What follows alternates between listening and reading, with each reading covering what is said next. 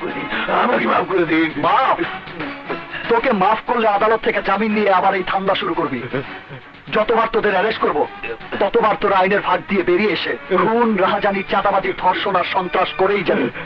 কিন্তু আমি তোদের সেই সুযোগ দেব না। ভাই, আমি আর বাংলাদেশের কিছু বাস্তবতা কাহিনী নিয়ে ছবিটি উঠে এসেছেন বাংলাদেশের কিং খান অভিনীত, সাদাত হোসেন লিটন পরিচালিত বকাইটা ছেলেদেরকে নিয়ে বিচারের আওতায় কিভাবে আনে এই বিষয় নিয়ে সাদাত হোসেন তুলে ধরেছেন নগ্ন হামলা 2005 সালে মুক্তিপ্রাপ্ত একটি চলচ্চিত্র।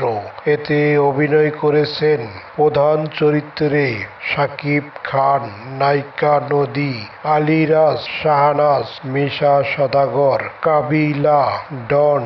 কাহিনী আব্দুল জহির বাবু, চিত্রনাট্যকার সাদাত হোসেন লিটন, সংলাপ গাজী জাহাঙ্গীর, সঙ্গীত পরিচালক আলী আকরম শুভ। ছবিটি মুক্তি পেয়েছে 24 জুন 2005 সালে। এই ছবিতে আলিরাজের মেয়ে থাকেন ছোট্ট নাবালিকা মেয়ে। আলিরাজ এবং শাহনাজের একটি ছোট্ট সংসার। সুখের সংসারে অকালে আগুন, অন্ধকার নেমে আসে কিছু বকাইটা ছেলেদেরকে। আর্য নামে এবং ডন, 4 বন্ধু মিলে এই মেয়েটিকে ধর্ষণ করে।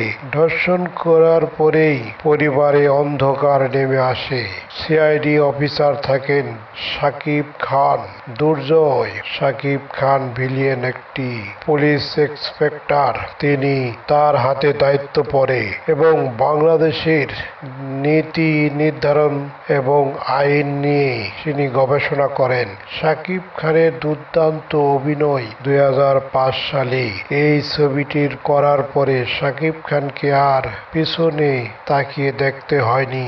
আজ মেগাস্টার এবং দুর্দান্ত অভিনয় করে থাকেন বরবাদের মতন উচ্চমানের অভিনেতা শাকিব খান।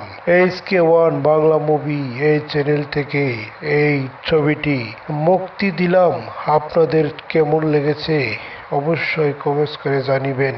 সকলকেই ধন্যবাদ। বন্ধুরা, কেমন আছেন? নিশ্চয়ই ভালো আছেন।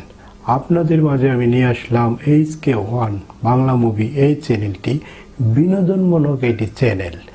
আর এই চ্যানেলে যদি আপনারা সাবস্ক্রাইবার এবং বেল আইকনটি বাজিয়ে রাখেন, আপনারা নতুন নতুন আপডেট নিউ ভিডিও দেখতে পাবেন।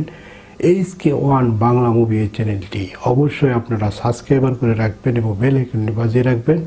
আপনাদেরকে অসংখ্য অসংখ্য ধন্যবাদ।